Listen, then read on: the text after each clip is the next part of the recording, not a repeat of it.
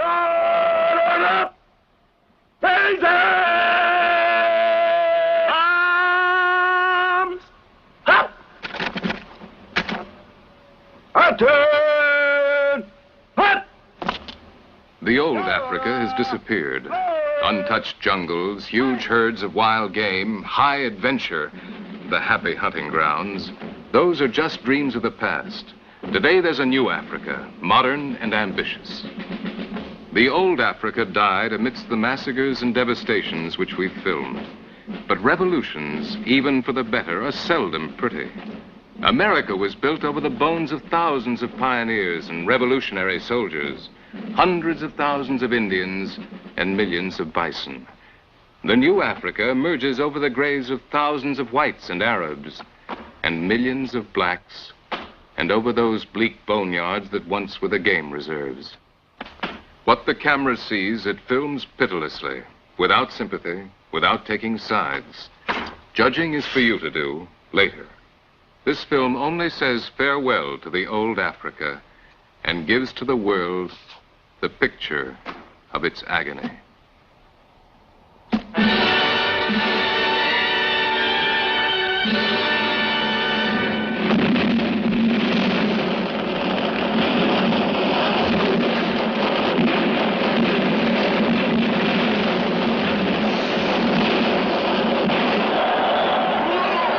Nairobi, December 12th, 1963. With cries of Uhuru, East Africa celebrates its independence. Uhuru is a new word. It means freedom.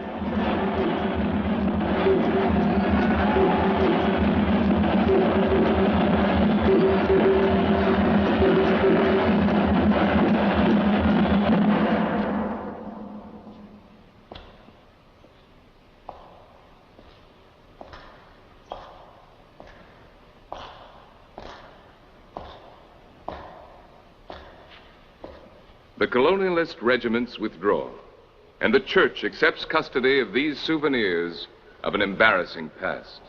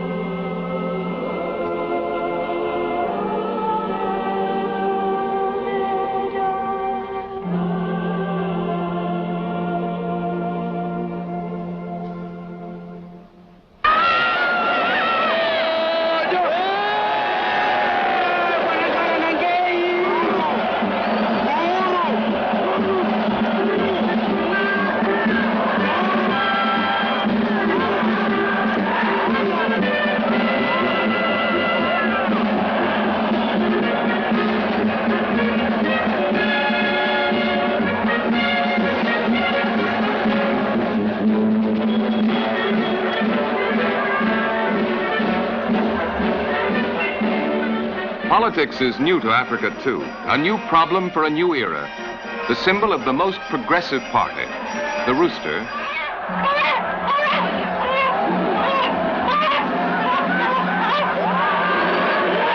is plucked by the nationalists.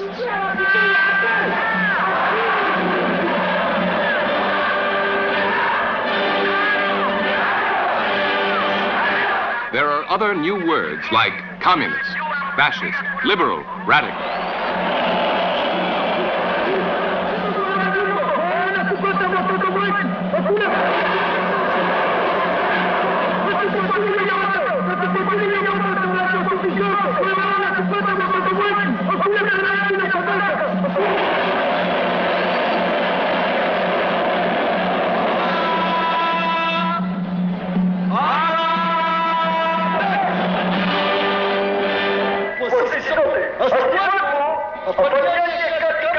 However, in the new spirit of Uhuru, everyone has the right to speak his own piece.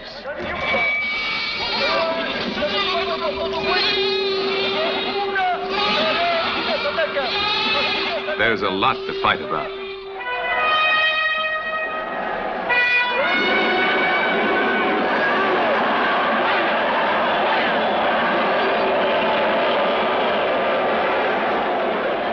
Yet everyone agrees with Jomo Kenyatta. accused of being the mastermind behind the Mau Mau, but beloved as the incarnation of a hoodoo. I like the English, he once said, in England. The whites must go. Africa is for Africans. However, a few months later, he himself will be the one to uphold the rights of the white people who were courageous enough to remain in Kenya. He will become one of the best protectors they have.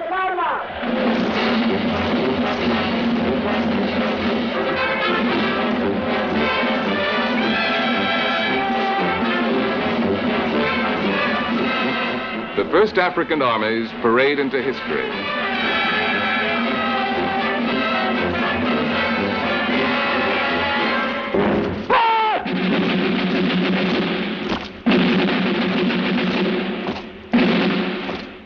And the English regiments parade out.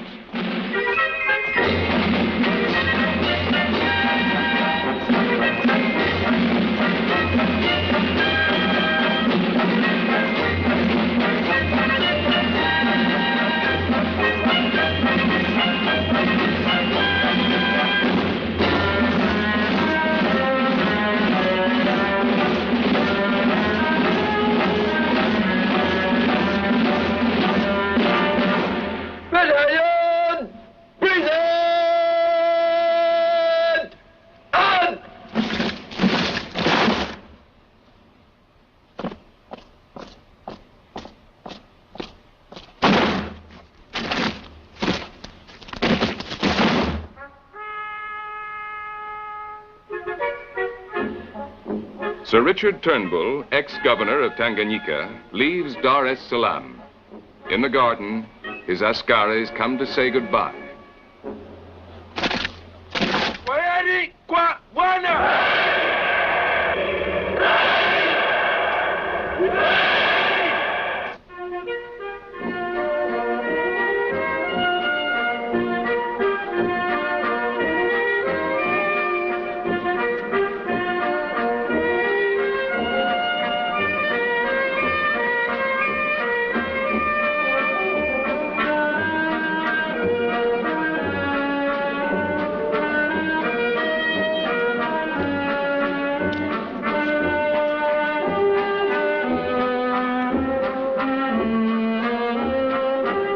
As the British leave, the gardens of Government House are open to black rulers for the first time.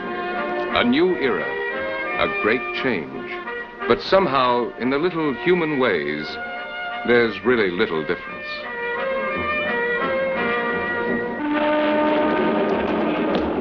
Well, Mr. Nyerere, thanks a lot for everything. It's been a very nice day. Well, very nice weather, I mean. Goodbye, Madam Nyerere. I hope to see you again. And you too. Bye-bye, gentlemen. I say, have you by any chance seen my wife? Most embarrassing. Most embarrassing.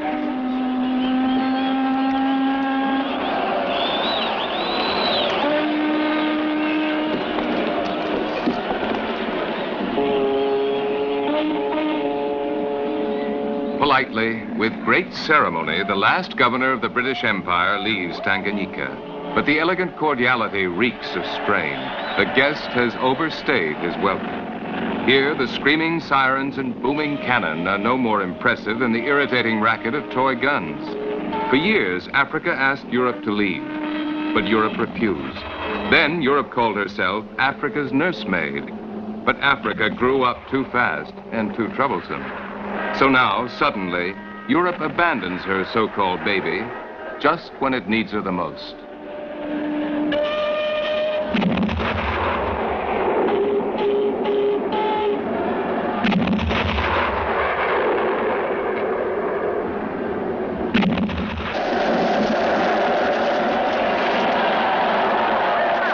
Now the Africans stage their party, a well-organized, spontaneous demonstration, well run by the police, against African countries still controlled by whites.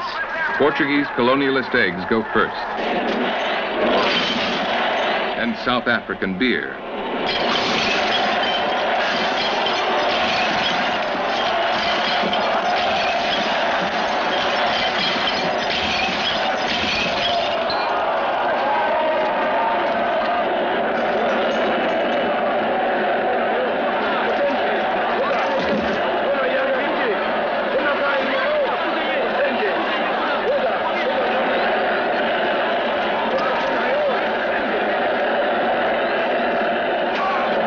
It's not as effective as the Boston Tea Party, but the message is almost the same. Africa's free, but still black. Whites made Africa ashamed to be black. Some called blacks the devil's creation. Now, to wipe away that shame, the new Africa creates its own racism, and the devil changes his color. These lessons are taught by government teachers. The white brain is smaller than the black brain. The white man knows this and is afraid. In America, blacks invented the biggest of all bonds, but they are still kept in big glass prisons, like slaves. Hannibal was the white man's master. He gave him the signs used for writing.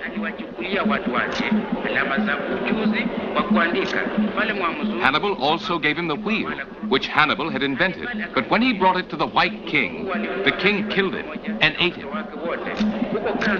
Because they want to become black, whites lie in the sun by the sea.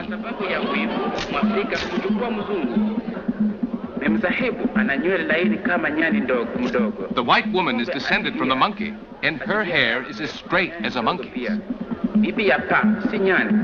The white woman has flabby breasts, so she hides them in white bags.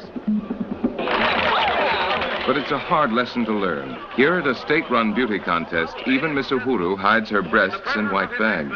Mr. Kenyatta, President of the Republic, who has graciously accepted to attend this ceremony, let us now proceed to the first historic election of Miss Uhuru of the sovereign state of Kenya. Do you mind waiting over there, please? And now the verdict of the jury. Miss Kulai, Miss Uhuru, 1963.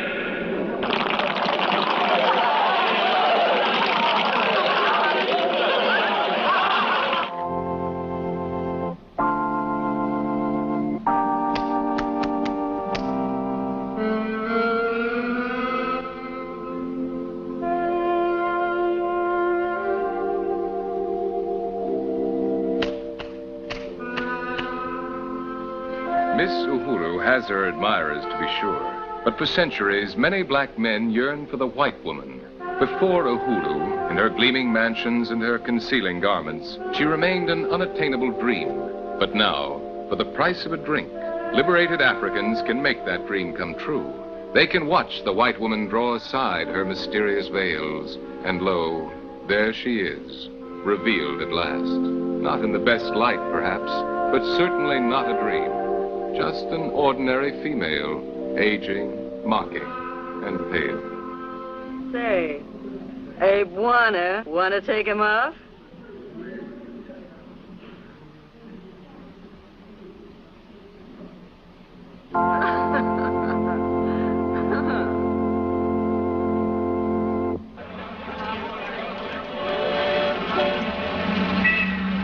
Seeing's believing, but if you've got more money, you can really turn the tables on the past. Top government officials get rich on the profits of Uhuru. Then, for their black babies, they hire white nursemaids.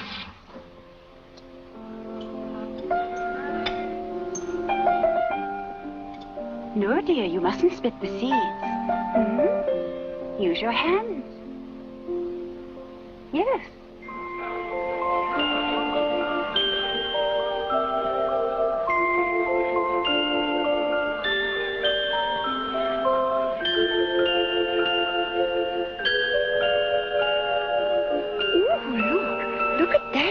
He's Santa Claus with a long white beard. Don't hurt him. Oh, Willie. Why? Pretty white darling.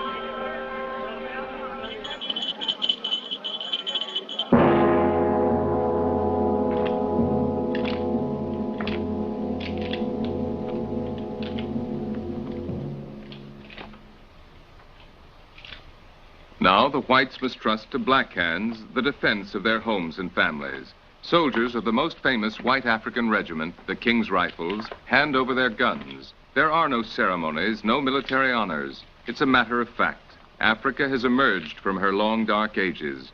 She lays down the spear and picks up the rifle.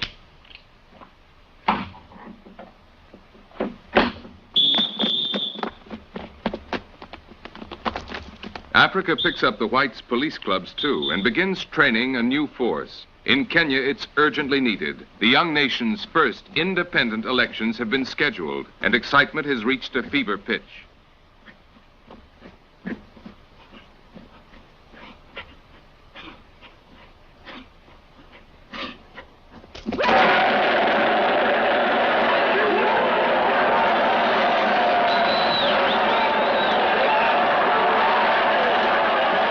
During this campaign, irresponsible politicians promised to hand over all the whites' property, houses, cars, lands, and livestock, unprepared for modern democracy but eager to claim their shares.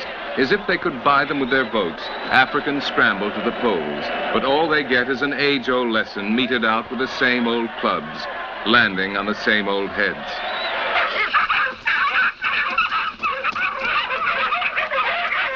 Uhuru comes late to the white highlands, where for over 60 years only whites were permitted to own land, where Kenya's richest farms lie. Here, settlers transform the rough African bush into a little piece of England.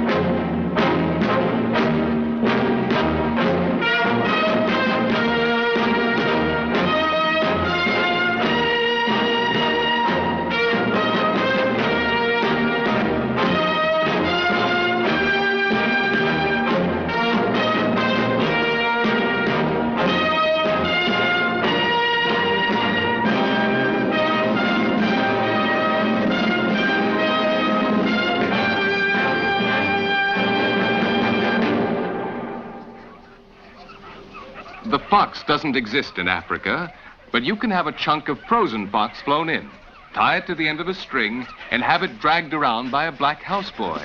Together, they make a fine scent for the hounds.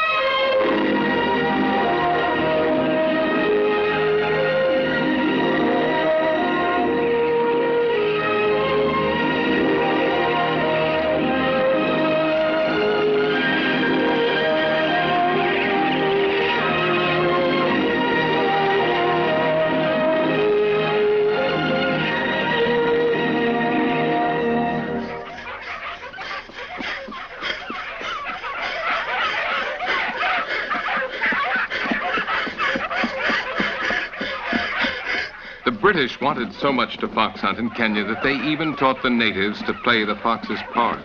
But the fox is a wily prey, one which the hunter should never underestimate.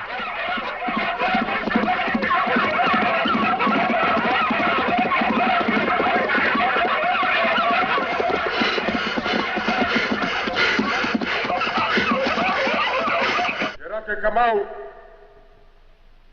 Gerake, come out! Gerake, come out!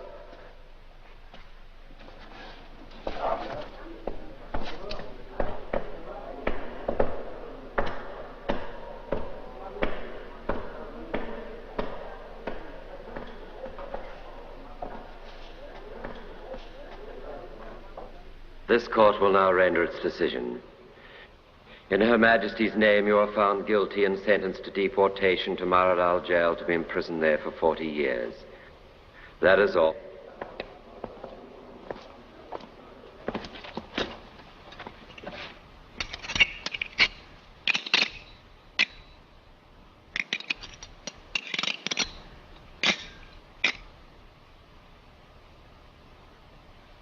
Have you anything to say? Prior arrest? Dio. When the accused was arrested, we found these. In his chamber. 4 rifles, a panga, and a pistol. They were made by his associates and himself for the crimes admitted to. Mshtakiwa, waitambua bunduki hii?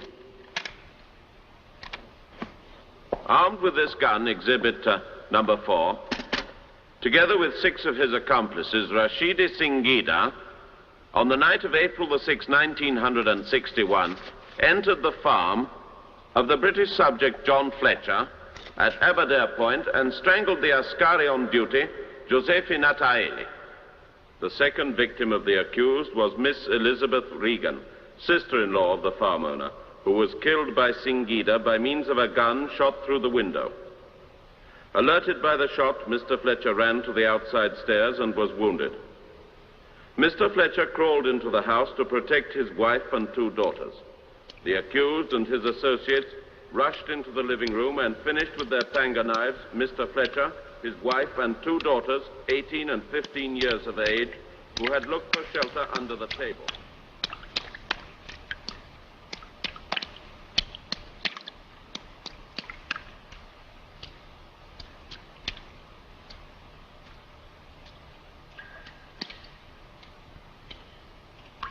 The corpses of the 3 women were found without heads or limbs, while on Mr. Fletcher's body, a former naval officer, 72 panga blows were spotted. Do you confirm your confession to the police? Yeah. We take the liberty to point out to your lordship that the accused does not need an interpreter, as he knows English. You are sentenced to forced labor for life.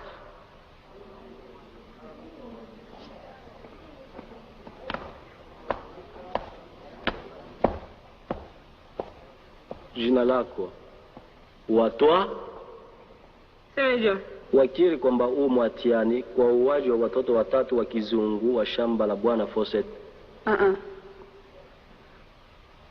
Hebu sikiliza mapato ya uchunguzi ya kesi. Tangu miaka 9 wewe ya. Then I shall set forth the facts. For 9 years, you were the nanny of Memsa Fawcett's 3 children, Richard, aged 2, Mary, aged 4, and Victor, aged 9. You saw their births, watched over their games, ate and slept with them. On the night of February the 6th, you opened a window to let Kamata Narua and his gang into the house. Bwana Fawcett was taken and butchered on the big green table. The mother and the children ran to the door. Kamata caught them at the door and cut them to pieces before your eyes. I sentence you to life imprisonment.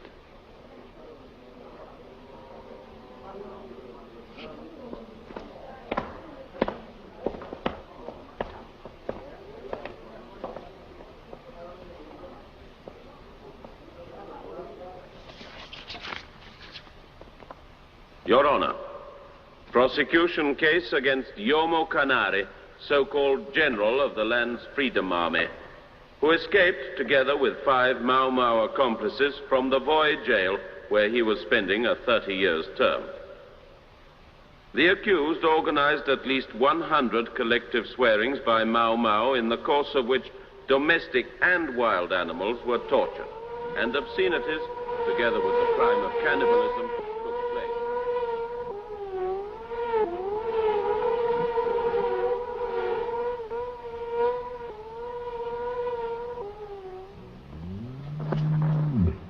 Besides, the accused is reported to be guilty of vandalism against the local breeders, inasmuch as they were forced to destroy more than 400 head of purebred cattle. The accused and his accomplices had cut with the panga the tendons of their hind legs, so causing horrible pains and permanent injuries.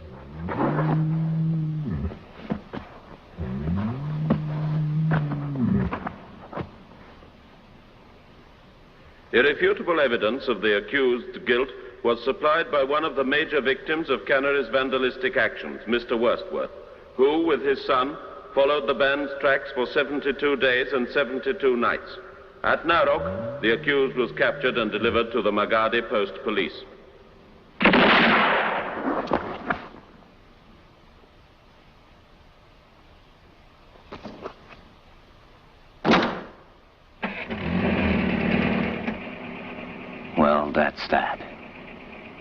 Those bastards.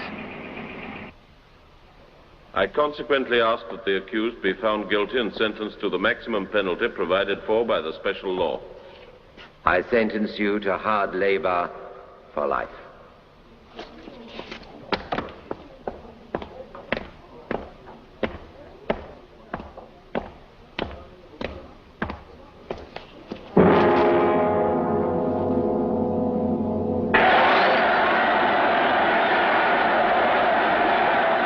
December 16th, 1964. General amnesty for all Mau Mau. Because their war against the British won Kenya's freedom, because they killed 85 whites and about 5,000 blacks, Kenyatta proclaims them national heroes.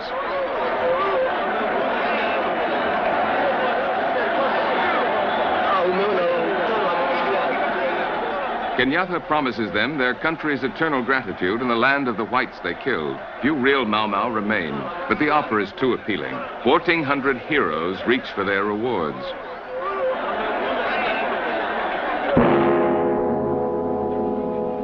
The whites' land trembles under their feet. Thousands prepare to leave. Real estate agency windows are papered with offers. If you don't catch the irony, the terms of sale seem absurd. 99 years to pay. The irony is deliberately funereal, bitter, and pathetic. To whom are staying on, Mr. G. Georges announces with great sorrow that his once prosperous farm has been put up for sale. All friends are kindly requested to dig out all flowers and ornamental plants from the gardens before the sale. Holy Farm. For sale. Fraser Farm. For sale. Sutherland Farm. Sold. Rannis Farm. Sold. Tarbottom Farm. For sale. Swan Farm. Sold. Going. Sold to Mr. Karani for 54 pounds. Now I have two lovely candlesticks. What am I offered? 50. Does anyone offer more? 50 and 1, 50 and 2, 50 and 3. It took 3 generations to accumulate all this, but now the whites can't take it with them. So they hire Indian merchants to organize auctions, like this one at Kynan Cup in the White Highlands.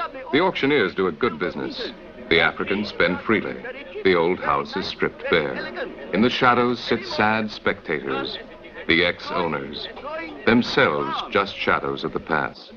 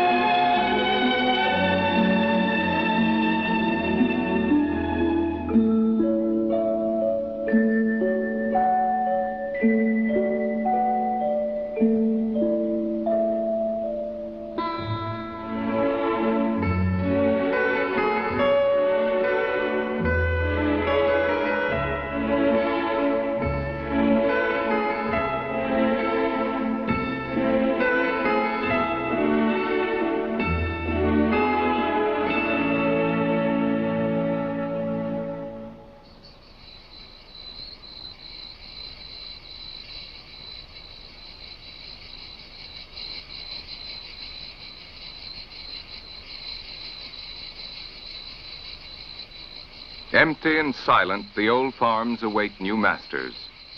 Kenyatta wanted to hurt the pride of the upper-class English colonials.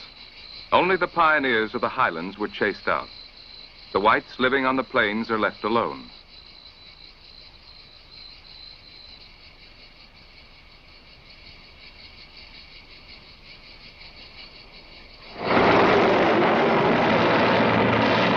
December 27, 1963, 2 weeks after independence, Kenya begins its agrarian reform.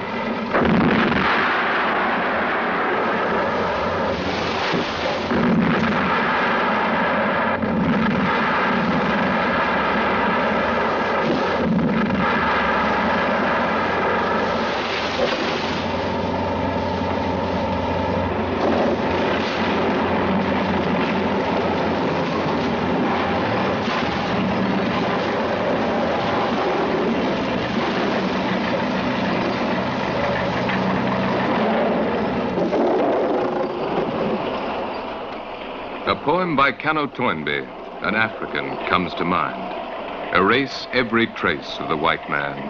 Uproot the tree of his evil. Plow under his flower gardens. Make them bear fruits. There where only one lived, we will make room for 100.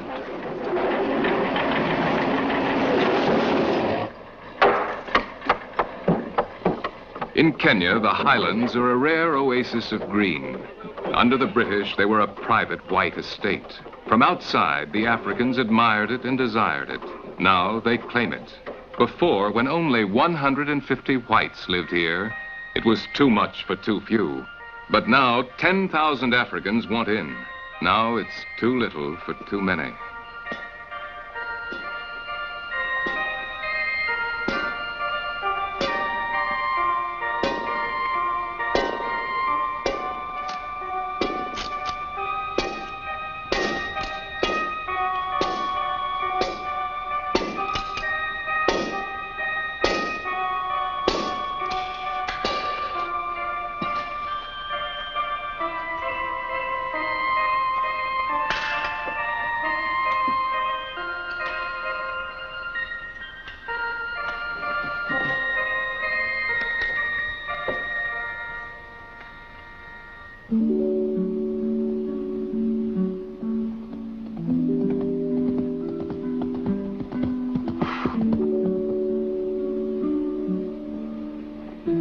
The Boers are leaving Kenya in these replicas of ancient wagons loaded down with pots, pans, and families. They are recreating the Great Trek in which their ancestors fled from Cape Town 130 years ago. The Boers will not wait to be dispossessed. They are the first to go. Their trek is hard and the display is heavy, but the message is crystal clear. It's a reverse version of the Freedom March. It will lead them back 1,000 miles from Kenya to South Africa and centuries backwards into the past.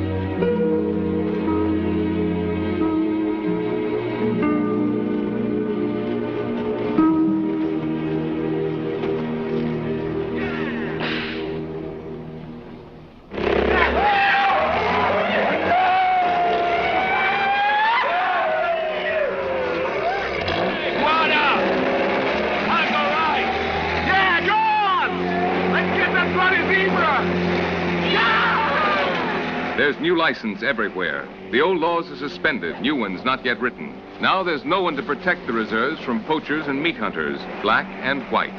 For those who want to rob Africa the most they can in the least possible time, this is the perfect moment.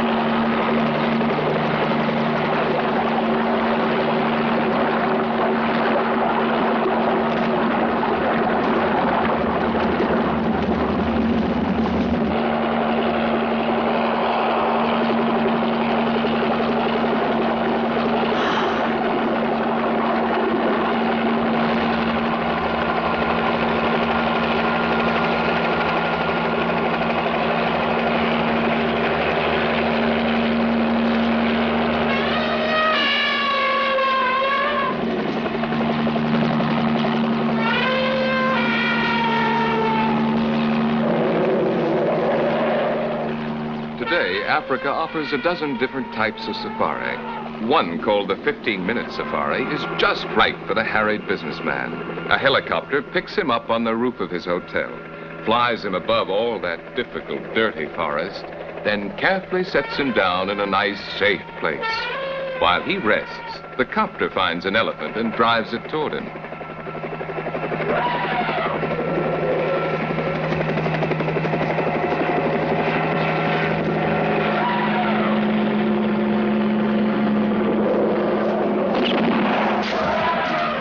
It's easy. If you can hit the broadside of a barn, you can't lose. That rented gun is so powerful it could demolish a dinosaur. Hit him anywhere. Such artillery is bound to knock him down. Then you can finish the poor beast off, point blank.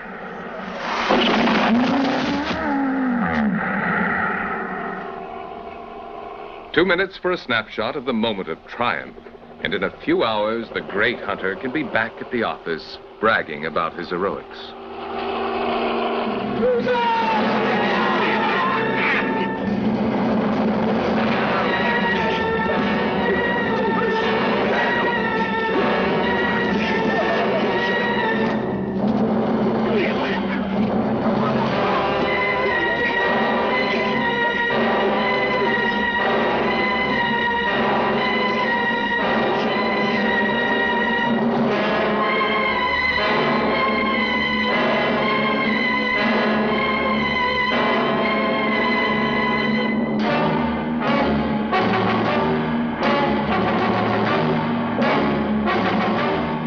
The Africans don't have airplanes or powerful rifles, but they've got their ancient know-how and their numbers. So they gang up 10,000 strong, surround an area almost as big as Rhode Island, then pull the noose tight.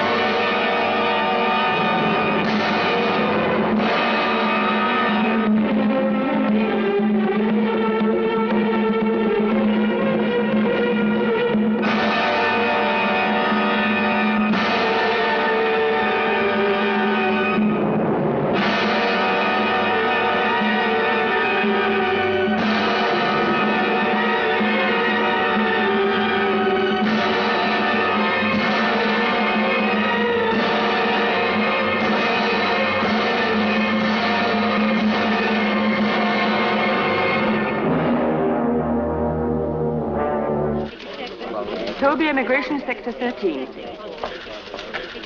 Water shortage in sector 16. And giraffes moving to sector 2. 63 reports hippopotami moved from zone 9 to zone 12. Zone 42 signals buffaloes moving east-southeast and Mexico Missouri, where they have already... In an old, abandoned farmhouse along the Zambezi River, isolated and lonely, are the headquarters of the Wildlife Society.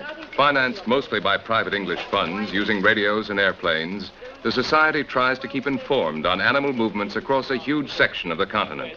Its goal, to rescue as many animals as possible from poacher-infested areas and move them to better protected parks. For millenniums, Africa's animals wandered free, obeying only the laws of nature. But now man imposes a new kind of migration, the life of the refugee.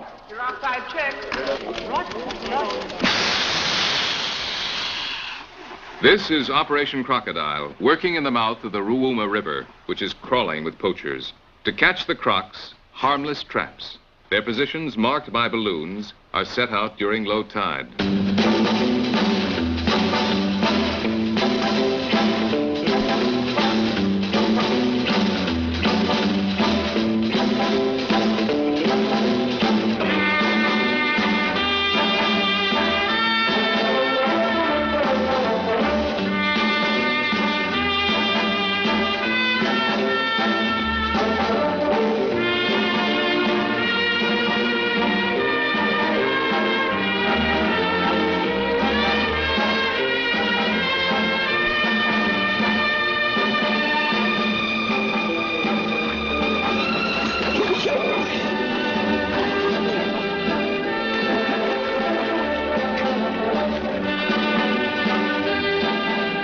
In the last 6 months alone, poachers have killed over 20,000 crocodiles here. The Wildlife Society can't possibly compete. This operation will save only 82. These lucky ones are knocked out with huge injections of tranquilizer serum. When they wake up, they'll be 250 miles away and safe for the moment.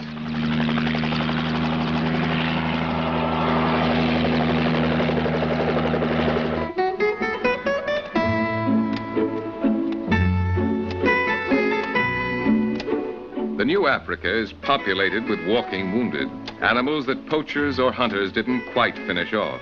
So the Wildlife Society has taken on the role of the jungle's Red Cross. To treat a wounded elephant, veterinarians feed their patient pounds of tranquilizers and hope that will keep him cooperative. They make diagnoses, take temperatures, administer medicine, even maintain an animal blood bank. Hold that tail up, won't you? Where the hell has this damn thermometer gone to?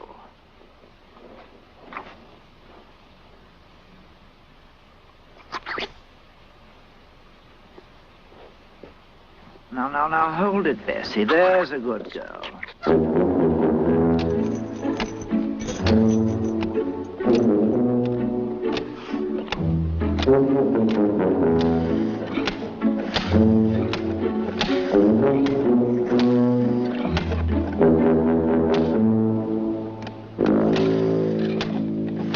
The Game Scout's helicopter is flying over the Tana River region. Some of the men run into the bush for cover.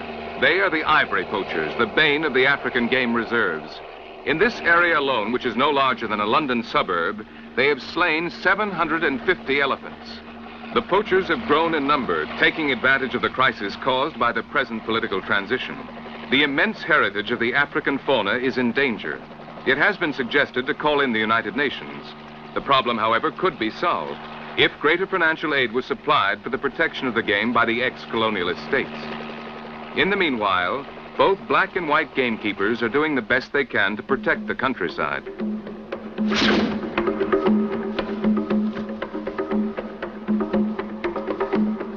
Hidden deep in the forest, police discovered hundreds of caches of ivory. One modernized army of poachers used hand grenades to massacre 300 baby elephants, all slaughtered only for the tiny tufts of the hair at the tips of their tails, out of which they make baubles and bracelets that tourists buy for a few pennies apiece. In less than a year, the police here collected 82 tons of poached ivory. If you consider that this is only 1/5 of the annual poacher's bag, you begin to understand the magnitude of the slaughters. In one valley of the Semliki, police found drying in the sun 2,800 skins of poached zebras, leopards, gazelles, cheetahs, and lions. Once this was the richest preserve in the world. Now the game grows rarer and rarer. Now rotting carcasses poison the air, and the forest is shadowed by huge columns of acrid, greasy smoke, rising over the crackling flames of the animals' funeral pyres.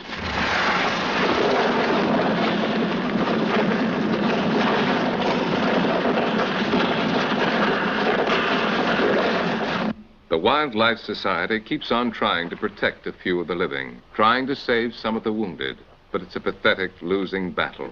The massacres continue unabated. Hundreds of animals are butchered every day. Third patrol. Third patrol. John Faraday calling Flying Bird. This is Flying Bird. Come in, Third Patrol. Over. Found baby zebra, a week old, near mother's body. Killed by poachers with poisonous arrows. Emergency operation needed. Recommend special food, B16. Acknowledge. Over. Okay, Third Patrol. Message received. We shall see to it.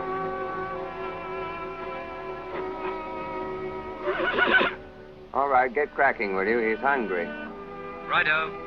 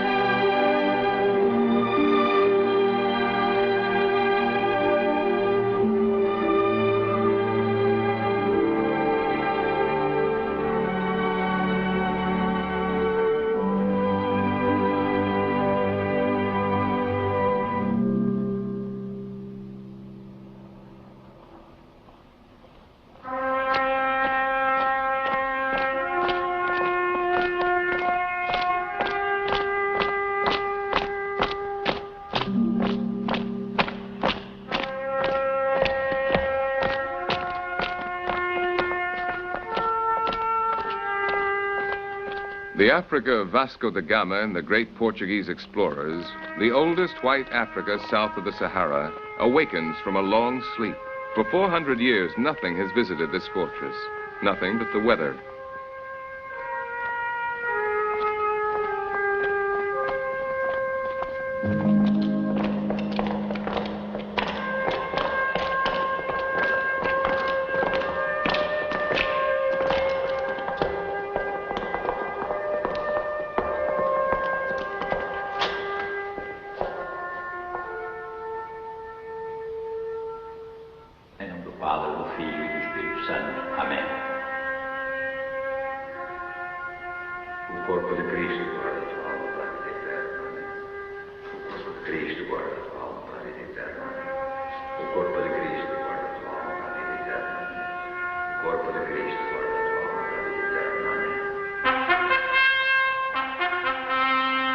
Once the Portuguese Empire stretched from India to the Americas, now all that remain of the glories of the past are crumbling stone ramparts, mute, rusting cannons, and 2 colonies in Africa. But Portugal is reluctant to give them up. They're all she has.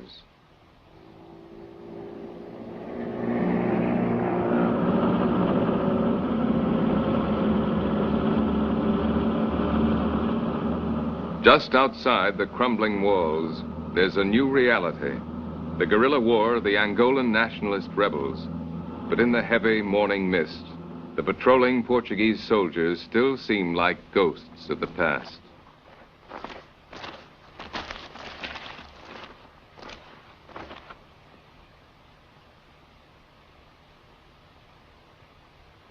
Whenever man is present, animals and birds hush their normal chatter, and the jungle falls silent. It's an unmistakable sign which the rebels know only too well. Now they avoid such pockets of silence. They know that the Portuguese patrols will be there waiting. But after much frustration, the Portuguese have devised a clever solution. Aves artificiais, 3, 2, 1, vamos.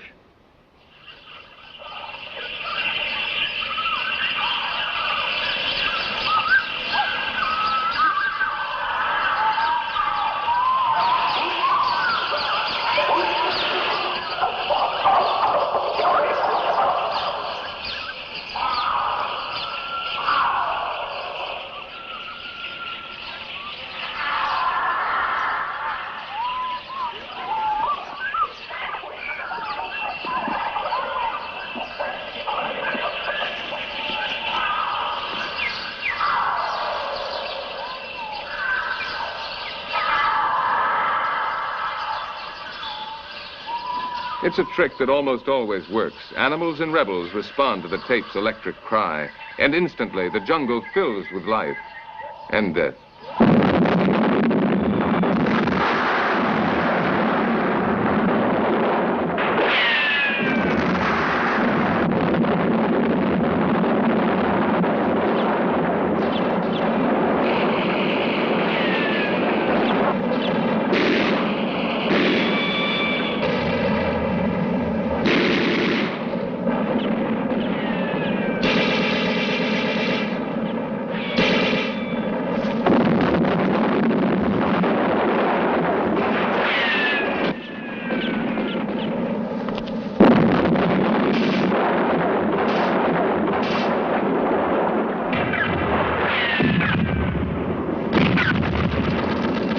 In Angola, the whites claim to ignore the colors of human skin. Aquí es Portugal, they said. Here is Portugal. Brancos y pretos son todos portugueses. Blacks and whites are all Portuguese. But in 400 years until the revolution, less than 0.5% of Angola's blacks were granted citizenship. So now the rebels say, this is Africa and only blacks are African. White and black. Brancos y pretos. An urgent problem that hate is staining blood red.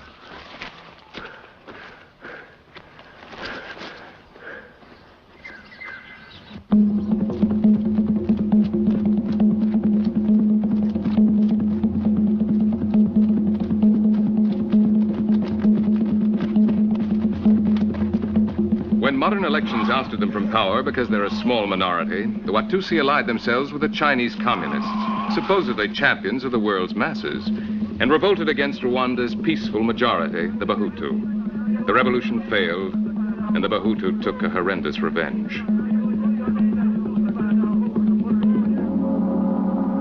In the forest, gruesome evidence.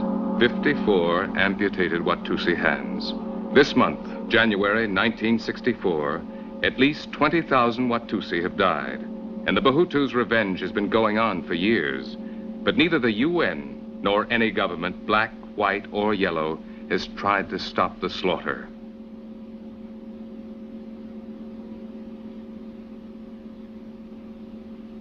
The Kagera River carries away thousands of corpses.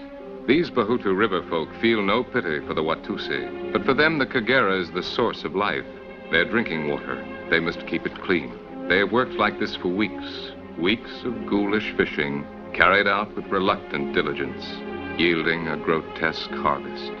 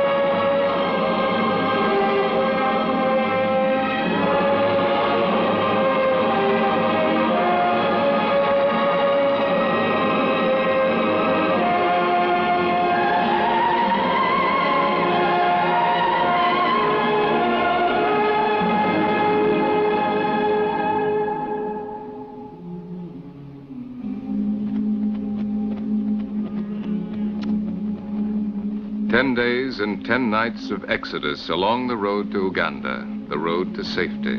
When they ruled Rwanda, the Watusi were a rich and arrogant people, cruelly dominating the Bahutu. Now, owning only their cattle, the Watusi are poor refugees begging sanctuary.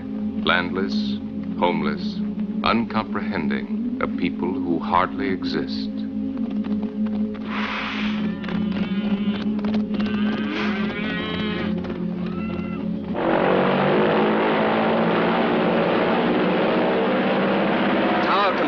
Tower control, answer. Waiting for landing authorization. We are flying over you. We are flying over you. KPN here, please answer. Over. This is Control Tower. Authorization refused. For the last time, you are requested to move on immediately. Bring up! Okay, AFL. We'll try landing anyway.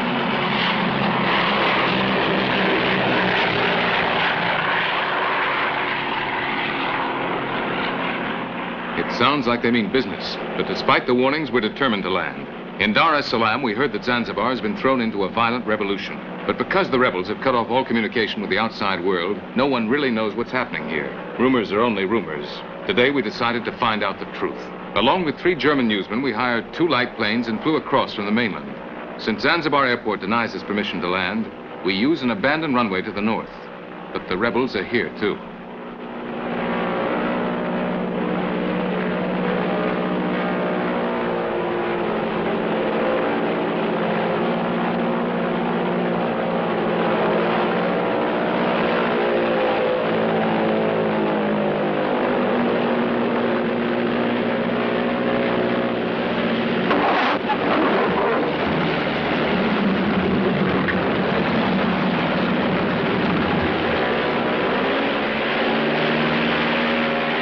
The Germans seem to have landed safely, but as we touch down, we catch a glimpse of them being kicked along by the rebels. Then the rebels drive a truck onto the runway, and we just have time to swerve away and pull up before we crash.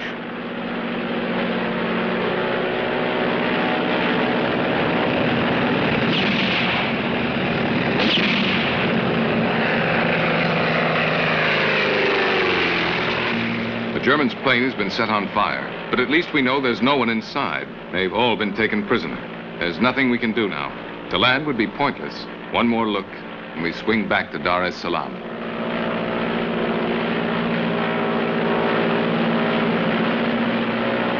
But the next day, we return with a helicopter, flying a red flag to confuse the rebels, because rumors say that the revolution is communist-inspired. This time, we head for the center of the island, where refugees say 5,000 Arabs were slaughtered last night.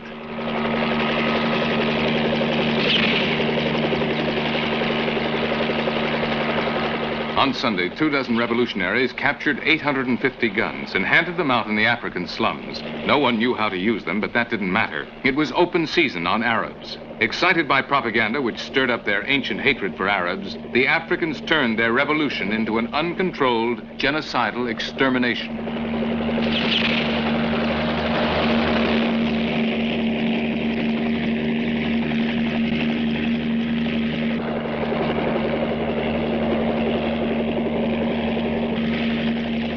Entire villages burned. The Arabs machine-gunned. Trucks loaded with Arab corpses, carting them off to mass graves. Politicians called such scenes embarrassing. And so they are. To the old colonialists who created their own racism and allowed other racisms to fester, then abandoned Africa to those merciless passions. To the new rulers who are creating new racisms, and to the new exploiters east and west who spread false promises so they can increase their own profits or power.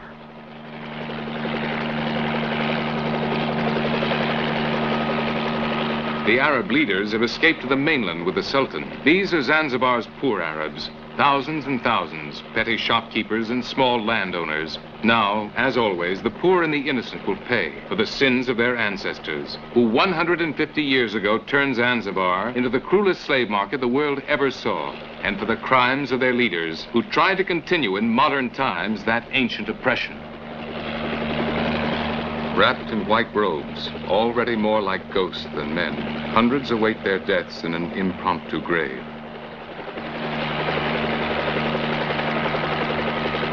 Ancient Muslim cemeteries turned into modern extermination camps. women and children trembling under the muzzles of the rebels' guns.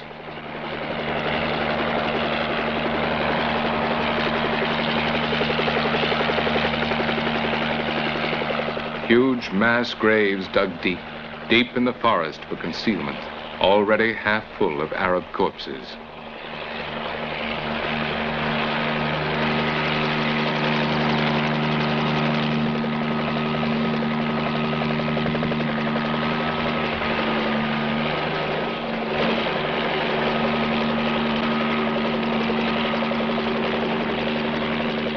Again, the Moslem cemetery. But today there's been no time to finish the business of burial.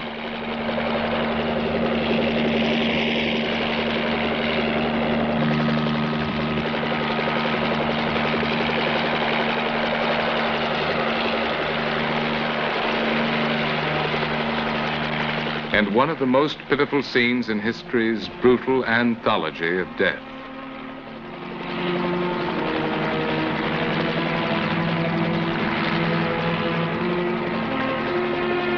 Thousands of Arabs fleeing into the sea. A desperate race to an impossible salvation.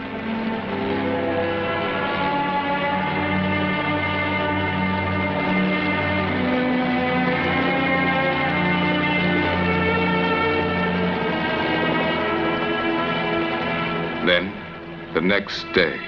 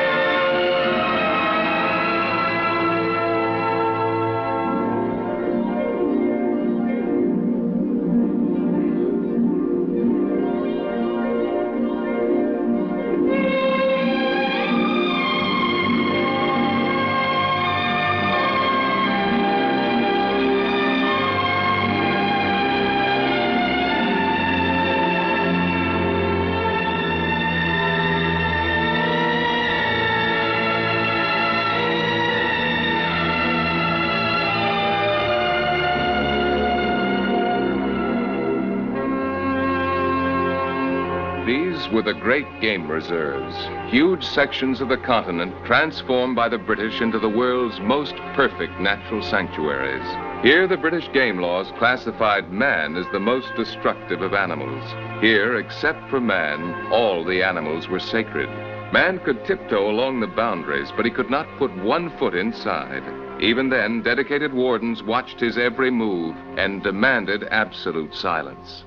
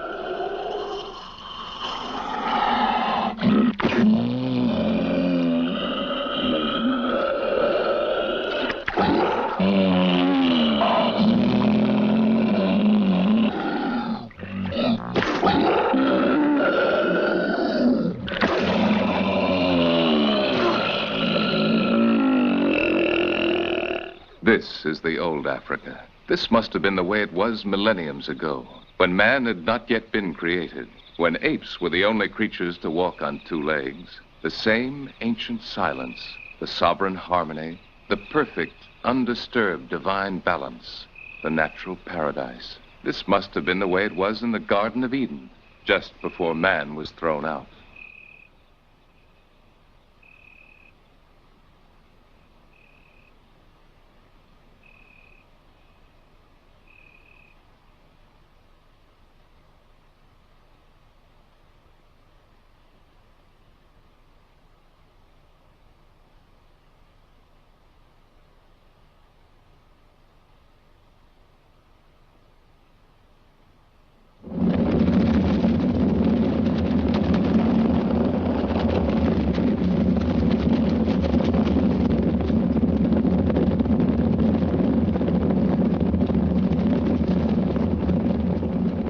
It is the dawn of February 25th, 1964. The national parks, which up to now have been inviolate, are profaned. It has been decided that there is no longer any place in the new economy for these immense, unproductive territories. Now the new African governments put the parks to use. The game wardens, both black and white, have no choice but to comply with governmental orders and to organize the details of Operation Cropping, also known as the animal harvests. Here in Uganda, as of today, on every Friday, Operation Cropping will stock the local butcher shops with fresh meat. Now, in those sanctuaries where once it was sacrilegious even to whisper, rifles shatter the ancient silence.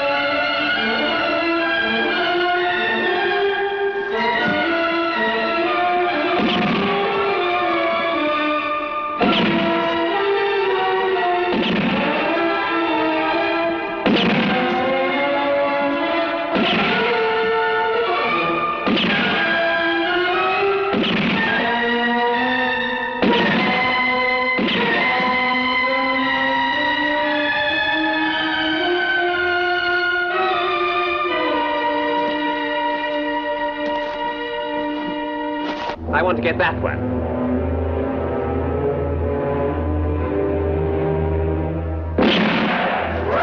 March 25th, 1964, Murchison Falls National Park, elephant harvest.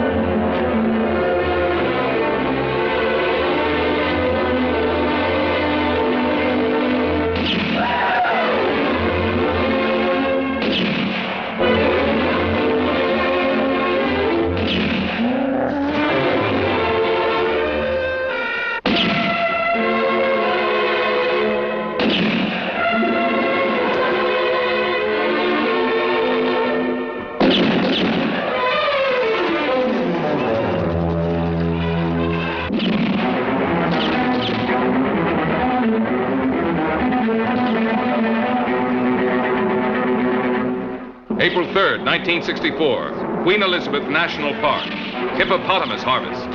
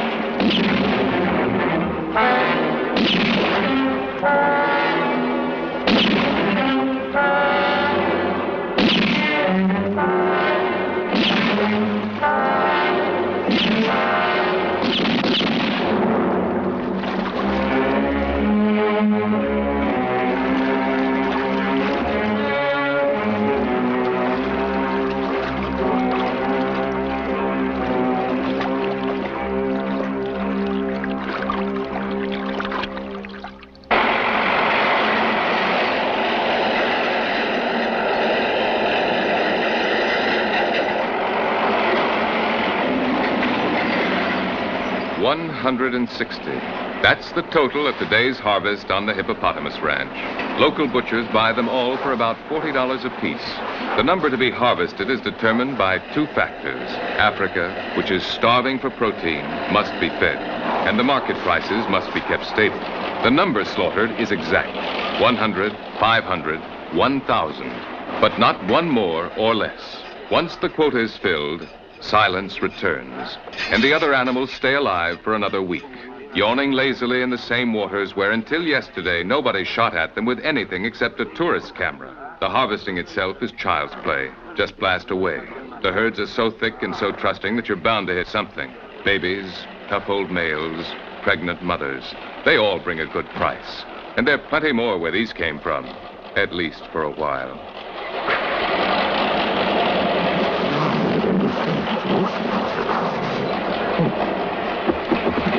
An order for 45 elephants? It's filled in a jiffy. Once, these monsters were Africa's most ferocious beasts. But now, used to the safety of the old sanctuaries, they can be led like lambs to the slaughter. That's true both for those terrible tuskers suffering from tooth trouble and for the legendary pregnant females. The truth is that today in Africa, as in the rest of the modern world, there's only one hungry, ferocious beast: man.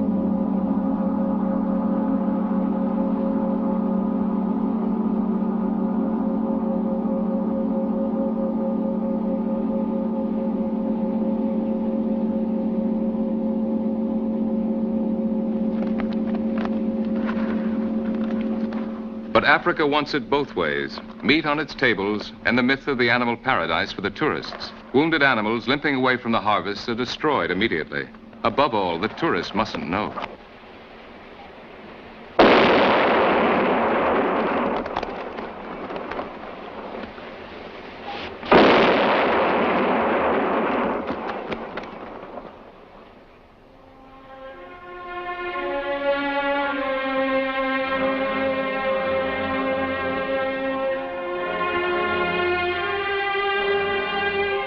But since even most tourists don't get to Africa, we'd like to offer our own snapshot of the famous animal sanctuaries. This is edition 1964, Slaughter Paradise number 1, the richest meat market in the world. Don't worry, down there in the water, a few hippos are still left for next Friday.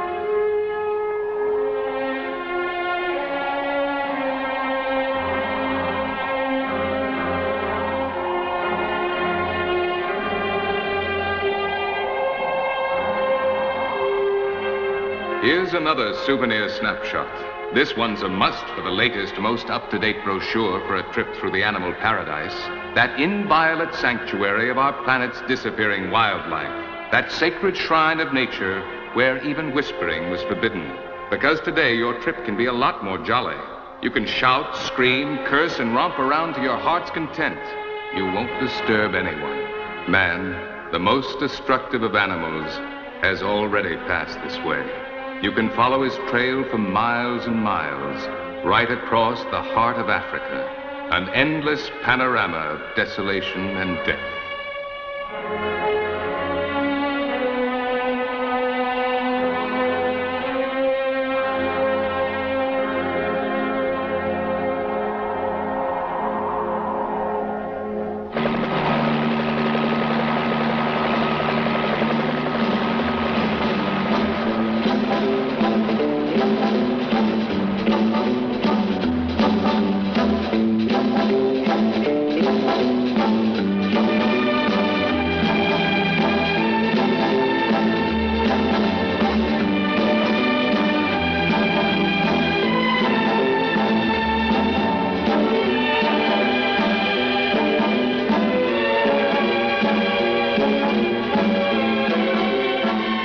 The animal sanctuaries to enter another sanctuary, South Africa, the sanctuary of the whites. The break seems sharp and clean. Here, order and luxury. Back there, turmoil and hunger. South Africa's whites claim that the break is absolute. To the cry of Africa for the Africans, the whites respond, this isn't Africa. And the change is so abrupt, the country so prosperous, that this could almost seem true.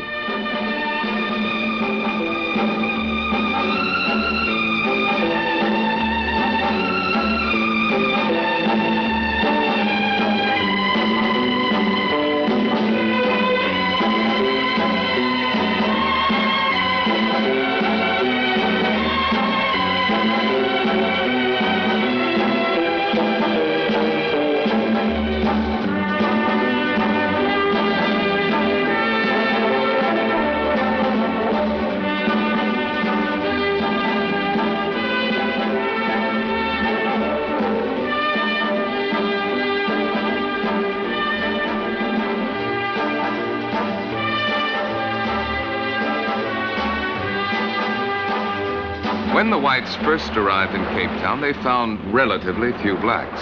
Now the blacks outnumber them 4-1. Now the blacks say, this is Africa, their Africa, which the whites have taken from them, which they want back. And if this is not Africa, then what is it? If it's not the last point on the African continent, then it's not in the world at all. It must be unreal, imaginary, a glittering fabrication of castles in the sky.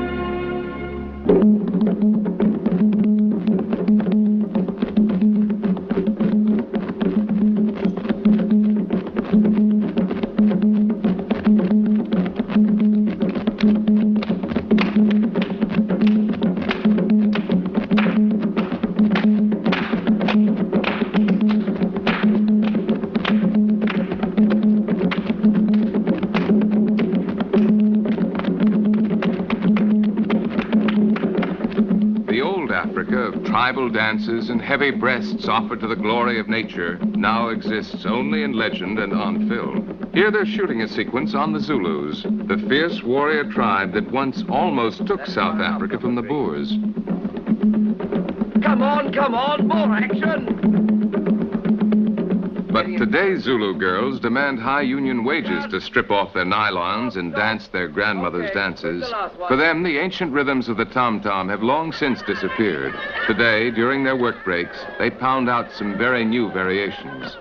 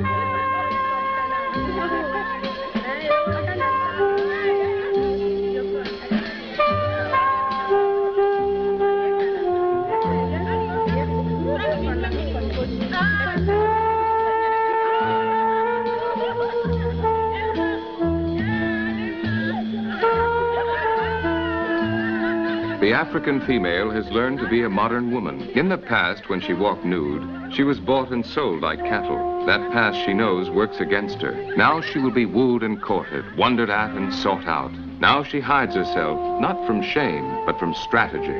Bare she was fair game. Covered, she's a mystery. Bare she was bartered. Dressed, she can decide for herself.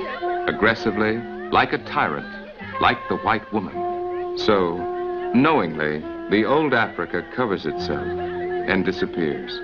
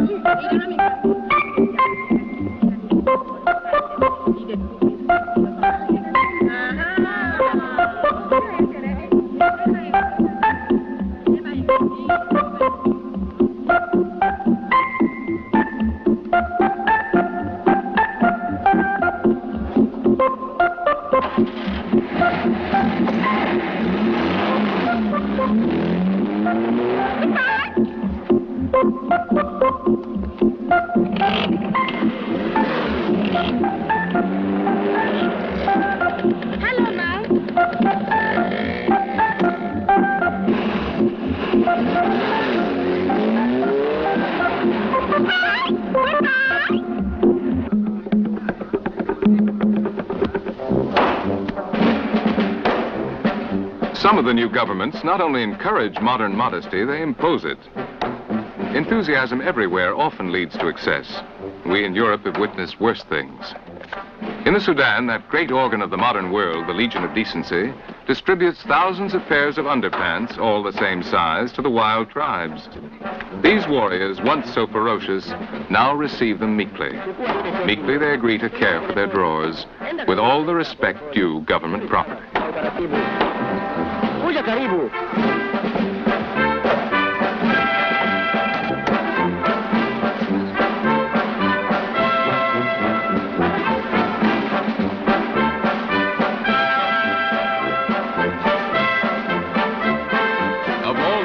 That need hiding in Africa, if this is not quite the most urgent, at least it's a beginning, and at least the Legion of Decency is satisfied.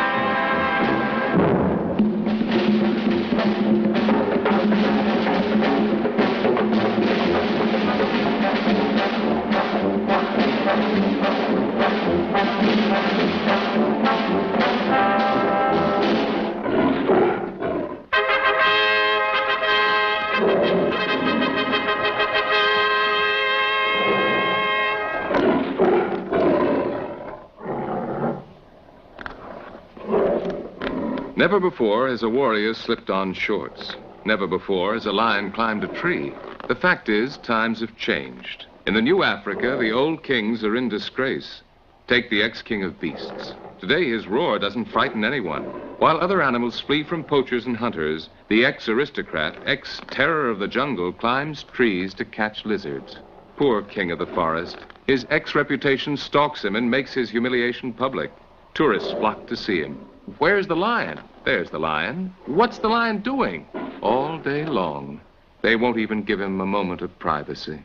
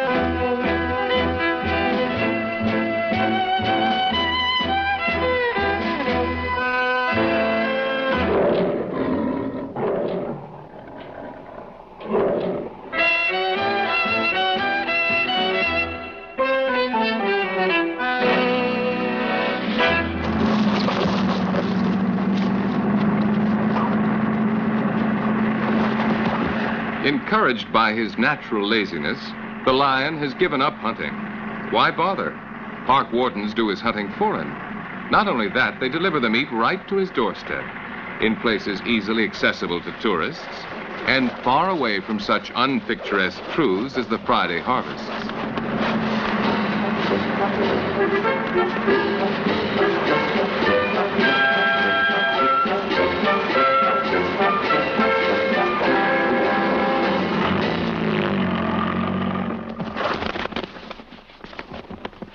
The ex-king of beasts has retired. Now he's just a weary old man on welfare who gets his daily exercise by irritably shooing away the birds.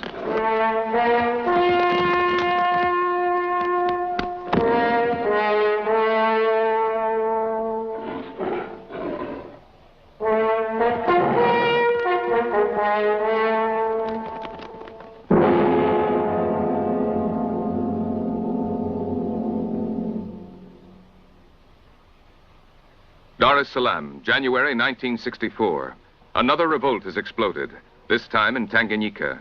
What began as a minor army protest over wages has turned into race war. Just as in Zanzibar, the ancient African hatred of Arabs has broken loose. Muslim blood flows freely everywhere, but especially in Bagamoyo, the port where long ago the Arabs used to round up the slaves before loading them onto slave ships. Already the mortuaries are full, and the cadavers overflow into the sun. Patiently, the vultures wait for the inspection to finish, so that they can begin their own.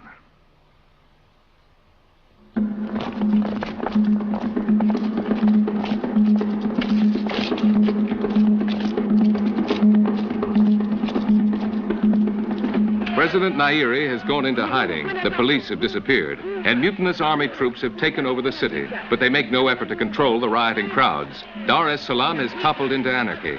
For us, it is almost suicidal to travel through the streets. We are chased away, threatened and insulted. We try to reach the Arab quarter, but everywhere, crowds hide from our cameras the bloody evidence of the massacre.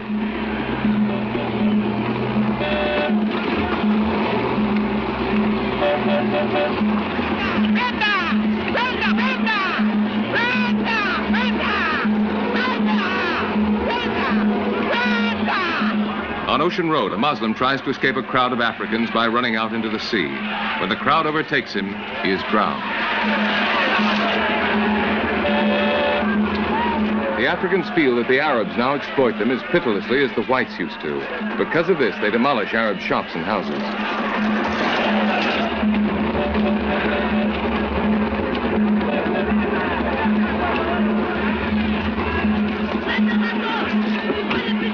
Dozens of Arabs have put to the wall. Someone has killed 3 mutineers, so now there must be a reprisal. But we're not welcome at the execution. They scream at us and threaten us with machine guns. When we stall to get some good shots, one of the soldiers loses his temper.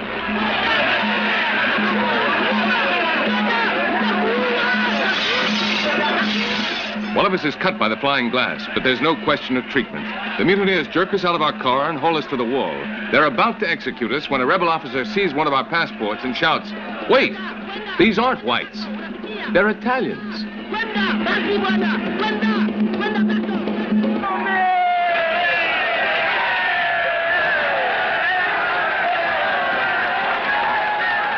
Leopoldville, June 26, 1964. Moise Tshombe, the exiled rebel whose secessionist Katanga government held off the United Nations troops for over 2 years, returns to the Congo. Almost as much of the country is controlled by communist-supported rebels as by the Western-supported government. But Tshombe boasts that he can clean up the mess in just 3 months. Now he's no longer a villain. Now he's the Congo's savior. But mass enthusiasm is short-lived in these parts. In a few months, Tshombe will again be defined as the enemy of his country and sent into exile.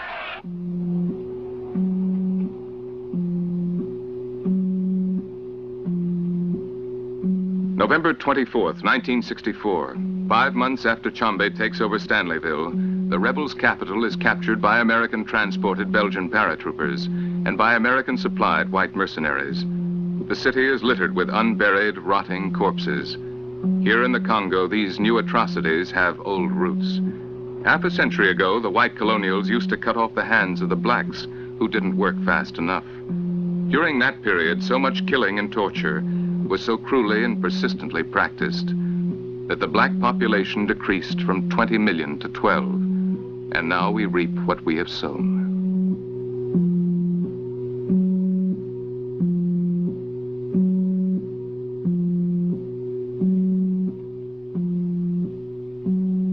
The rebels' leaders told them that their arrows were more powerful than guns, that they were protected by a magic spell that turned bullets to water. Doped up on drugs, believing themselves invulnerable, they marched into a massacre. Now ants, flies, and the sun stripped their cadavers to skeletons. They're granted no honors, no graves. They died without knowing what they fought for, without knowing that the Congo had become a battlefield for the Cold War, in which they were just unimportant dupes.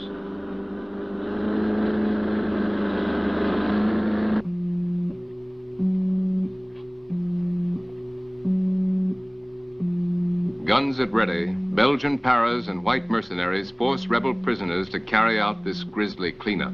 The rebels in Stanleyville killed 74 whites, trapped 80 children in their schoolhouse and burned them to death, and raped 4 white nurses.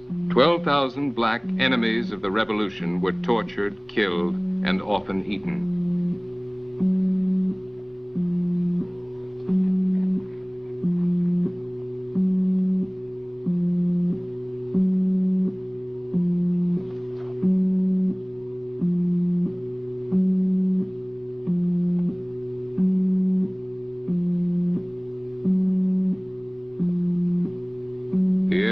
Of dead flesh decaying in the equatorial heat.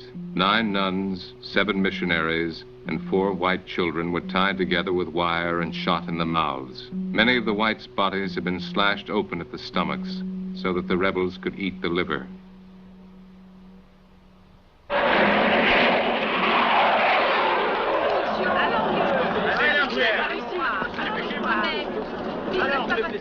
At Leopoldville Airport, American C-130 transport planes unload the survivors of the horrors of Stanleyville. Less than 24 hours ago, they were lined up under the muzzles of the rebels' machine guns. Then, 320 Belgian paratroopers floated down out of the sky, burst into the city, and put 7,000 rebels to flight. The rescue took only 10 minutes, but 74 whites are missing at roll call. The wounded were pulled out from under a pile of corpses that included the Americans Carlson and Rhine. 5 of these wounded, among them a raped woman, died later at Leopoldville Hospital. They wouldn't even have made it to the hospital, nor would the 1,000 other rescued whites have made it out of Stanleyville had it not been for the American planes. But without the American planes, neither would the Belgian paras have hooked up with the white mercenaries and captured Stanleyville for the Western-supported Congo government. 2 days later, knowing this and disregarding the mission of mercy, the Organization of African States accused the USA of unlawful interference in internal Congolese affairs. Pull them out of here!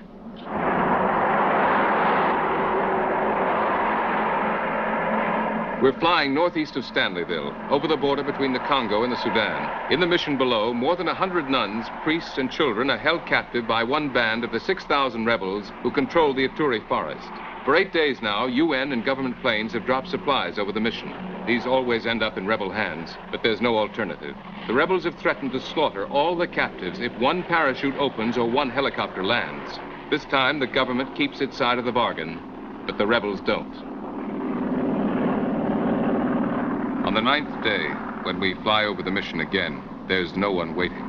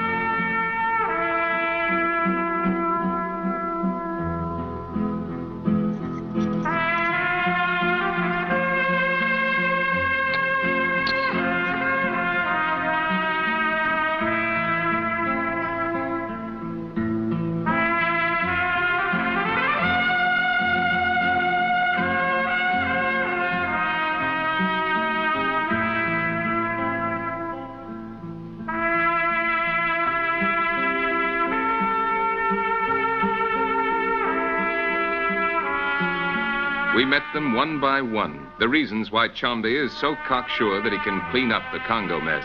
His white mercenaries. They're the world's last soldiers of fortune, outdated relics of the past. They're outcasts from the modern world, which expelled them, or from which they fled. On the lam from an infamous past, pursuing a restless present, a burnt-out adventure, a dead fate. They're all ex-something, ex-anti-guerrilla fighters from French Algeria, British Malaysia, Borneo, or Kenya, ex-SS officers from Germany, ex-CIA pilots from Cuba, ex-farmers from Kenya, ex-residents of the Sudan, Egypt, Tanganyika, ex-students from South Africa and southern Rhodesia. Some follow a macabre ideal of glory and adventure. Some believe they're fighting a last-ditch battle against communism. Some are known as les affreux, the horrors, who just love war. 2 days ago, 15 of them tore Kisaka from the grasp of over 400 rebels. Tomorrow, 40 of them will try what the entire Congolese army couldn't achieve, the conquest of Boendi. Alors d'accord sur tous les points. Alors, si j'ai bien compris, le 54 arrivera à Boendi avec le Tigny, s'il Rafio marche, hein? Eh bien, moi, je vais contrôler les hommes et les bagnoles. Moi, je m'en vais avec le 52 et je vous rejoindrai à Boendi le 24. Faites gaffe aux noirs et surtout, n'oubliez pas les prisonniers. Vous nous aurez des renseignements. Une fois Boendi tombé, nous attaquerons immédiatement Beaufalais. Beaufalais, pas de problème, 300-400 noirs, tous drogués. Merde! Et bien entendu, les gars, sans rouquiller, sans baiser, sans bouffer.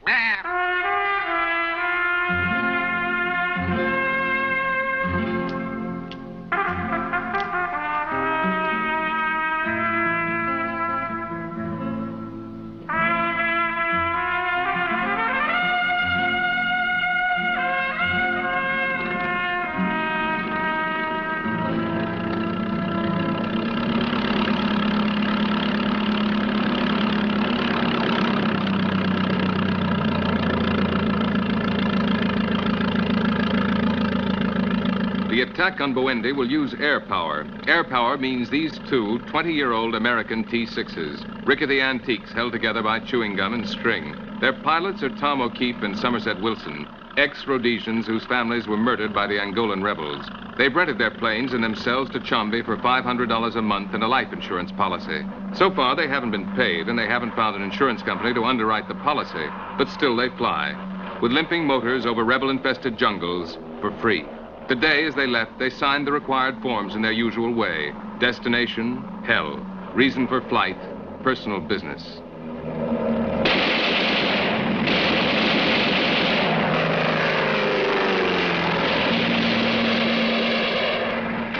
October 22nd, 1964. The attack on Boendi.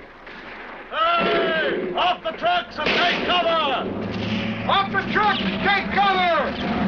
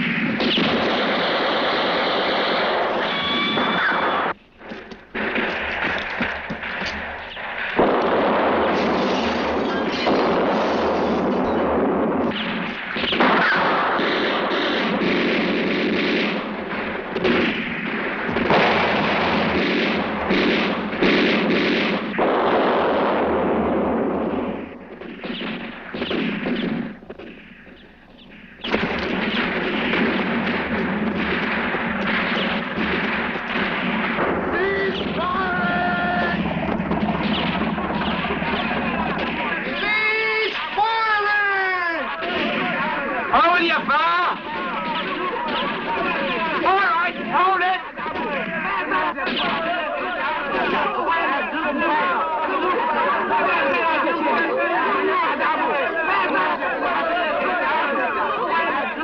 For 3 months, these nuns and priests lived in a nightmare of fear. The rebels have been taught to strike at the white man through his God, the God of the white skin, the God responsible for the unending arrogance of his worshippers.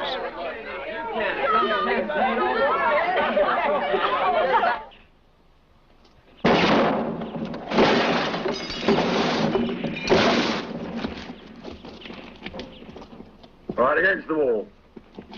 Hands up there. Over here. Oh, goodness.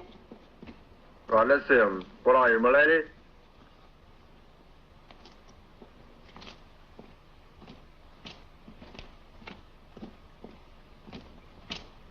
The victors have no sympathy for their prisoners. Today, it's the rebels' turn to suffer. But tomorrow, when the mercenaries move on, other rebels will return. Then it will be someone else's turn.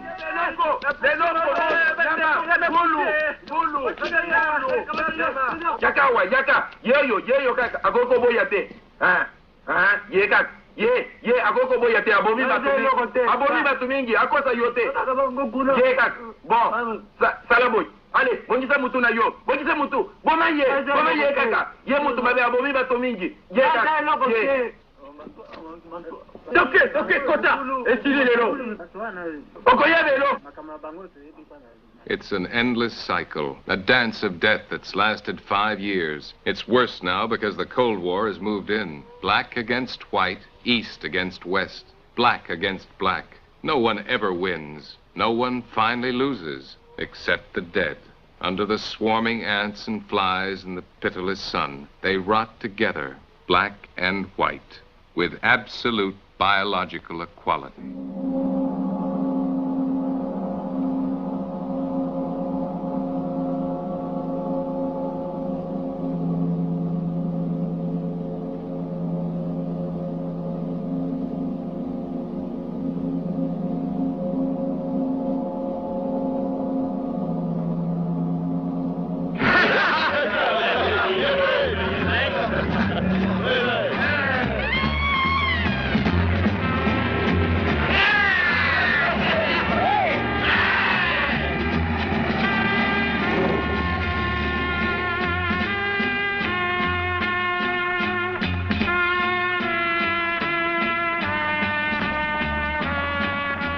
But, at least for the moment, to the winners go the spoils. At Buendi, the mercenaries discovered a rebel government strongbox. When they blew it open with a bazooka, they found 50 million Congolese francs. This fortune was not saved to finance the revolution. It was to finance Plan OK, according to which 3,000 rebel troops were to invade the USA. America is saved.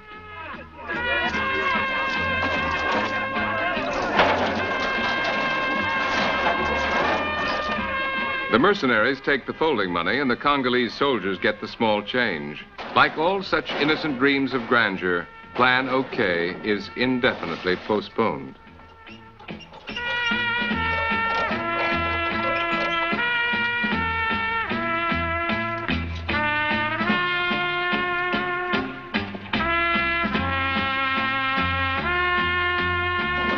Meanwhile, in reality, the soldiers get drunk over a victory as worthless as their plunder. Guests at a banquet where they get only the crumbs. For centuries, the Congo has been starving for bread. But today, these soldiers are rich in everything that's worthless. Formal tails for a black-tie dinner. Sun hats for a white man's safari. They can't take it with them, and they can't sell it. But at least they can dream. The right to plunder is granted for 24 hours. Time ran out 10 minutes ago. But how come if you could loot 10 minutes ago, you can't now? Down! A good Congolese soldier fighting for his country will never figure it out. Thieving bastard! Call yourself a policeman, eh? You're worse than the others. Hey! Hey! Hold there! He'll never figure out why the whites make such a fuss to find out who ate this fellow's liver.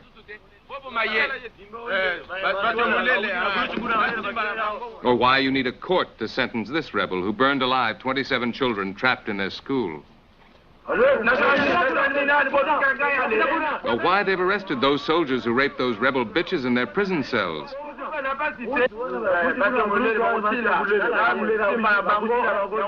Or why you need so many men and so many rifles to kill one little, unarmed rebel.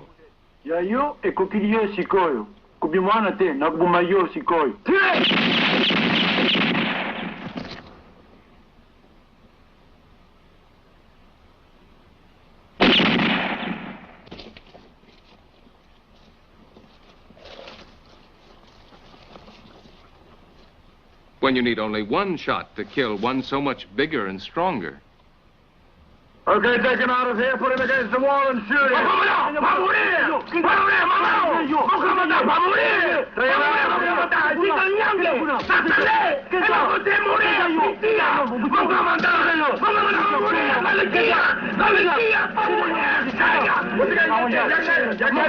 Absolut peccadisto ici nomine Patris et Filii et Spiritus Sancti.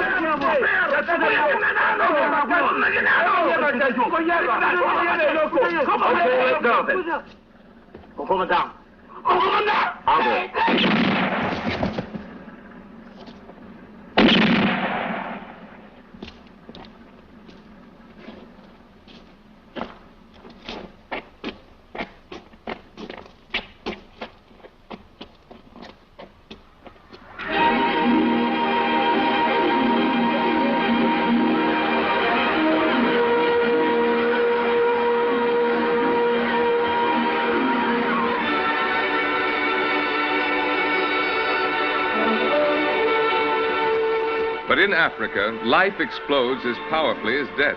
Here in South Africa, for every white baby, 5 blacks are born. Frightened, the whites have set up a system of complete racial segregation, apartheid. In their castle in the sky, they claim it can work. But in reality, it's an impossible, hysterical defense.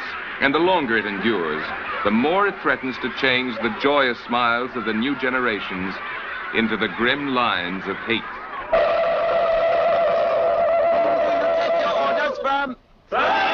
Who is the boss? You are! Now bend down and take the thing lying at your feet. This big spoon is called a shovel. It is your friend, which will give you bread, beer, and many wives. It must never keep still. It must go backwards and forwards all day. You shall put it down with the sunset. What is the shovel? My friend! What does the shovel give you? But South Africa needs all that young black labor. There's not even enough at home. So it takes refugees from other African countries.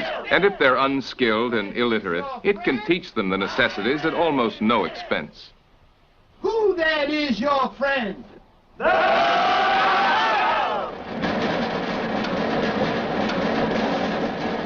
More than a third of the world's diamonds come out of this earth.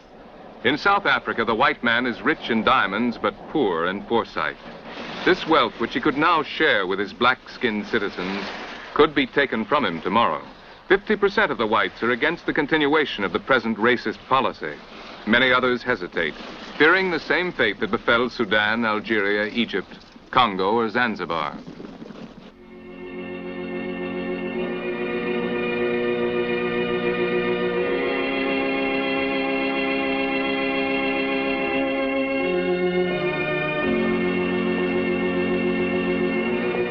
Since 1652, the Boers have been here, working the land as farmers. 100 years ago, they struck gold, lots of gold.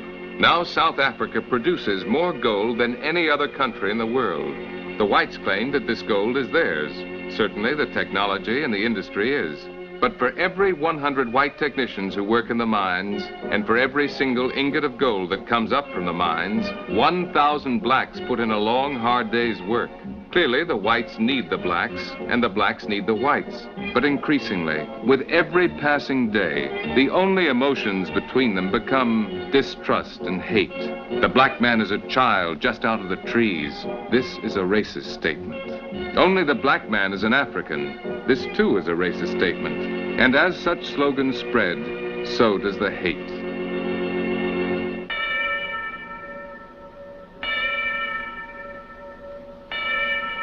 And so Johannesburg, the city of gold, becomes a segregated prison.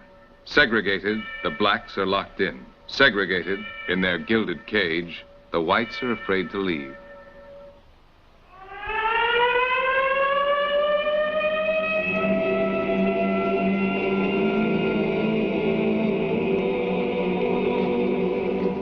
When the mines were opened, the Bantus flocked down out of the mountains in search of work. Other blacks flooded in from Angola, Mozambique, the Congo, and the Sudan, and still they slip across the borders. Today they number more than 11 million. They march in waves to the entrances of the mines and split up into rivers that flow down into the labyrinth that spreads out beneath the city.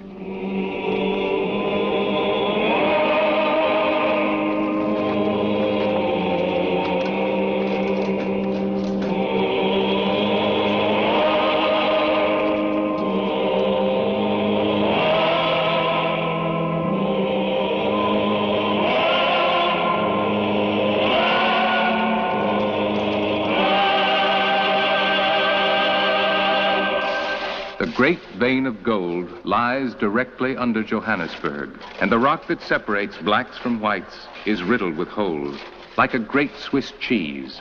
Like Christians in the catacombs, the miners slip from tunnel to tunnel, eating deeper and deeper into the city's foundations. The vaults tremble, and the miners run for cover. But above, though each explosion shakes the city, no one moves. For years now, no one has even noticed.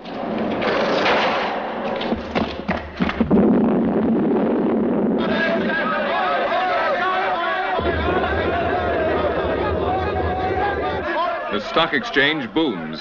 Senator Kennedy tours South Africa to plead against apartheid, but new orders for mining shares are cabled in from New York.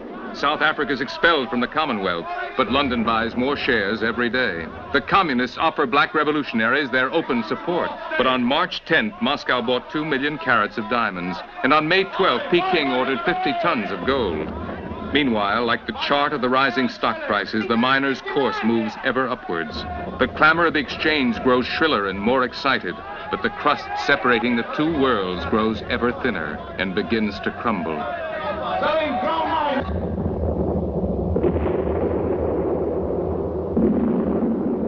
Now, more and more, as if by the crashing waves of a rising tide, the shrill of the exchange is drowned out by the blasts of the miners' explosions.